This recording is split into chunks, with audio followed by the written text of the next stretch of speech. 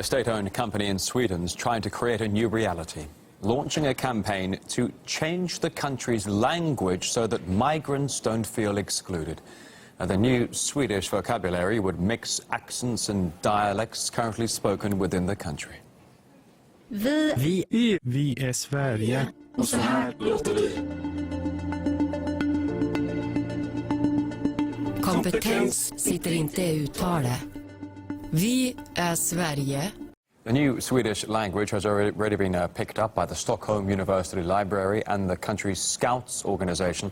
However, it is not winning over everyone in society. My colleague Nadira Tudor discussed the matter with two guests, John Gaunt and Mohammed Shafiq. Well, I think it's important when we get people coming into our countries that they learn the language of that country. So if you're in the United Kingdom, English is absolutely essential.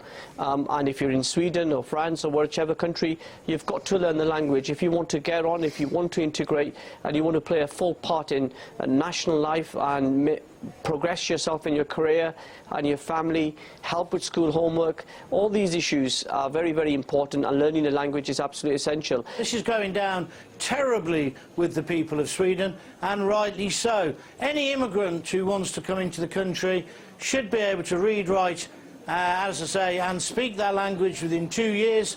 Otherwise, we should boot them out straight away. But to actually bend over backwards and say, we'll change our language for these people to fit in, I'll tell you what, I'd rather they actually did fit in. I'd rather they actually understood the customs of Sweden and the traditions, because we've had some terrible problems in Sweden and in Denmark and in Germany ever since Angela Merkel let in 1.2 million people who were alien and had an alien culture to the people of those countries. No, they should fit in. They should fit in or ship out, and Sweden should be ashamed of themselves changing their language.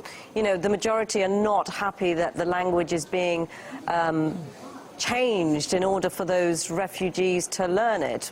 We've got to support people when they're here, give them the tools and give them the education to learn the culture, to learn the values, to learn the customs of a country. Why should the settled community pay? You want to come and live in Britain, you want to come and live in the USA, you want to come and live in Sweden, then you should learn the language. It's not for me to pay, just like it's not for me to pay for translators.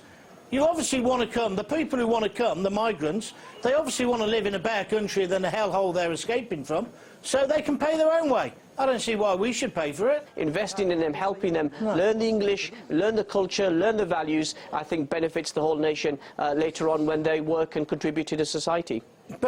But that isn't what the Swedish government is suggesting, or this university. What they're suggesting is change their culture, the Swedish culture. What they're suggesting is change the Swedish language. No, no, no. These people, and most of them are economic migrants anyway, they're coming to better themselves. So if they're coming to better themselves, they should fit in. No bending, no messing, no paying by the indigenous population. This is RT International. Lots of stories still to come your way today, including Vladimir Putin arriving in Hungary in just a couple of hours, his first international trip of the year. What's the plan for Putin and his Hungarian counterpart? We'll tell you in a moment.